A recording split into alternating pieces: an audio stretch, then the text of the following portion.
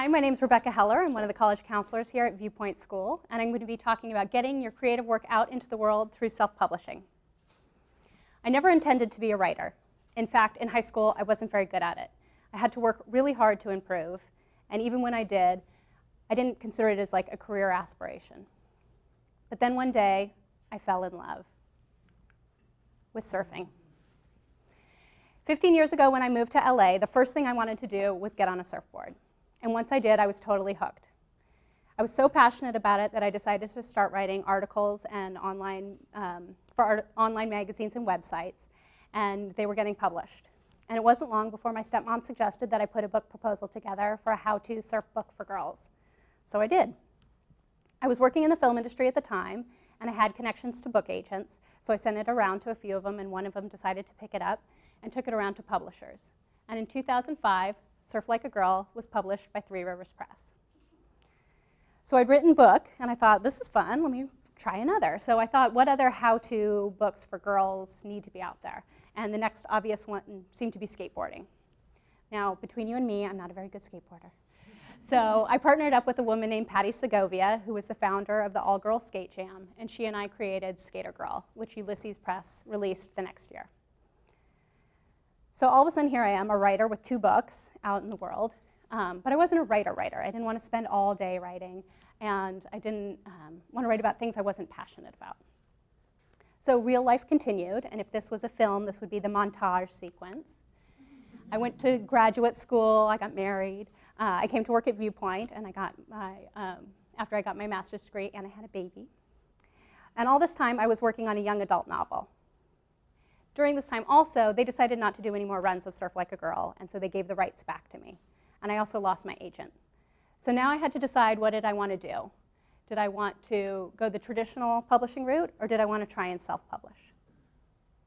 In the past, if you wanted to do self-publishing, you went through something called a vanity press. And what you would do is you would send them your manuscript, and then they would bind it for you and send you back a bunch of copies. It was really cost prohibitive. It cost a lot of money to do this, and you often ended up with a closet full of books. Nowadays, there's all kinds of technological advances. You can do ebooks, which you can download to almost any digital device. And there's also something called print on demand. So that's what I decided to do. I went with a company called CreateSpace, which is owned by Amazon. And what they do is they offer you templates, and you can format your book and your cover, and then you upload it directly to Amazon. And it only gets printed when someone orders a copy. And then I get a portion of the proceeds, and the rest, Amazon takes a cut as well. So that's how I got Gilbert and Lewis Rule the Universe, my young adult book, out into the world. Once I realized kind of how easy it was, I guess easy is the wrong word, but sort of user-friendly, I also did the Surf Like a Girl book and released that myself as well. And then I created ebooks of both of these as well. So if it's so easy, to get books out there, what's the hard part? Well, the hard part's in the marketing. And it's hard to move units. It's hard to get sales. So you have to use every connection you have. You have to use all sorts of social media. And even still, it's difficult to sell books. But still, that didn't deter me. I released another book. This one's a children's picture book called Falling Rock. I'd actually started this book about 15 years ago. And then since my baby was born, I decided that I wanted to create the copy for her. So I pulled it off the shelf, and I dusted it off, and I rephotographed the artwork and reworked the story. And my mother, who'd created the images before. Falling Rock is the story of a Native American, and everywhere he was seen, they put up a sign with his name on it.